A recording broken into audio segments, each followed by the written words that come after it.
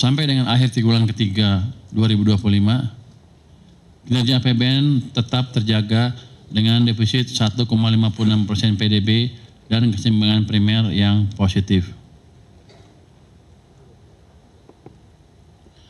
Pendapatan negara hingga akhir September 2025 tercatat sebesar 1.863,3 triliun rupiah atau telah mencapai 65,0% dari outlook yang ditetapkan.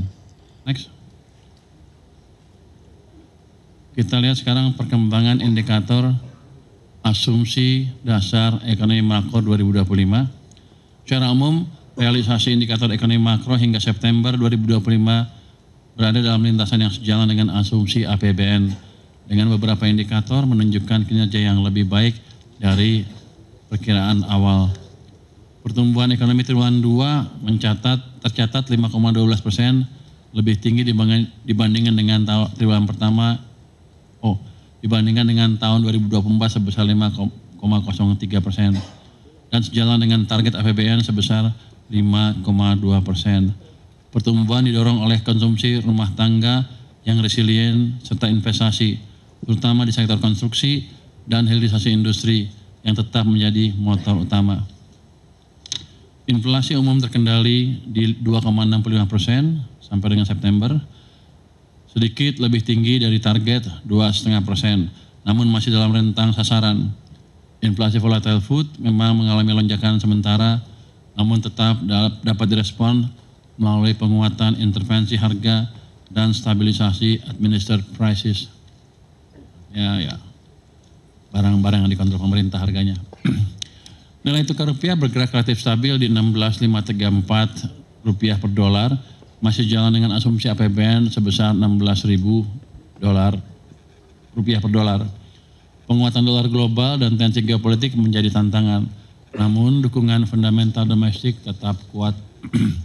Saya yakin nanti triwulan keempat, begitu mereka tahu memang ekonomi ada perbaikan arah pertumbuhannya ke yang lebih bagus, pasti modal-modal asing akan masuk ke sini lagi dan rupiah akan cenderung lebih kuat dari yang sekarang.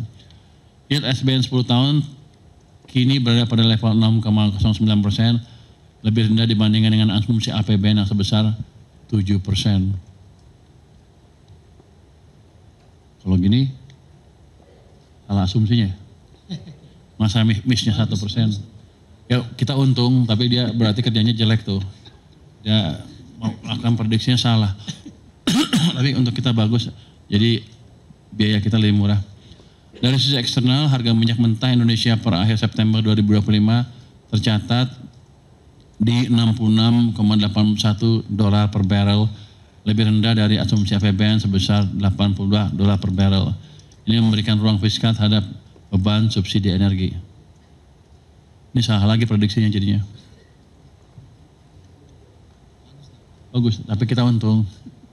Cuman gaji lu tetap dipotong. Nggak boleh ngomong gitu. Sementara itu, lifting minyak dan gas masih di bawah target APBN, masing-masing mencapai 580.000 barrel per hari untuk minyak dan 974.000 barrel oil equivalent per day untuk gas. Namun demikian, upaya peningkatan investasi dan teknologi produksi terus dilakukan untuk mengejar target jangka menengah. Next. Sampai dengan akhir triwulan ketiga 2025, kinerja APBN tetap terjaga dengan defisit 1,56% PDB dan keseimbangan primer yang positif. Pendapatan negara hingga akhir September 2025 tercatat sebesar 1.863,3 triliun rupiah atau telah mencapai 65,0% dari outlook yang ditetapkan. Meskipun lebih rendah dibandingkan periode yang sama tahun lalu secara nominal, tekanan ini terutama bersumber dari penurunan harga komoditas global yang mempengaruhi penerimaan perpajakan, khususnya di sektor migas dan tambang.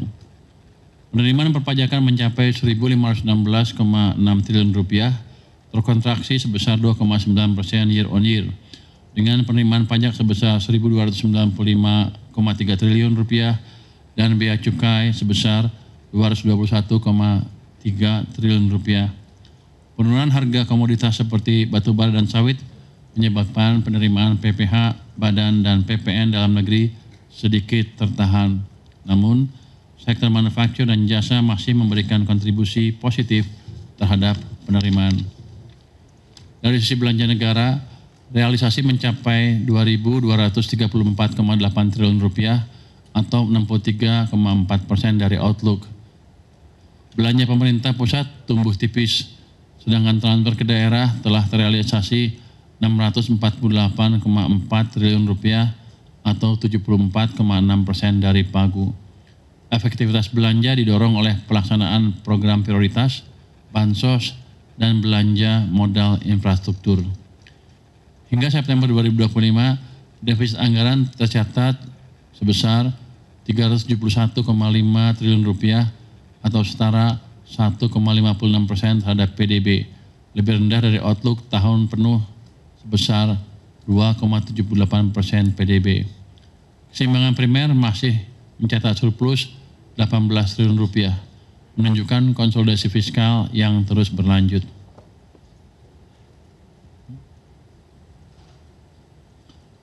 Tren ini menunjukkan APBN tetap adaptif dan kredibel, menjaga keseimbangan antara dukungan terhadap pemulihan ekonomi dan kesinambungan fiskal dalam jangka menengah. Next.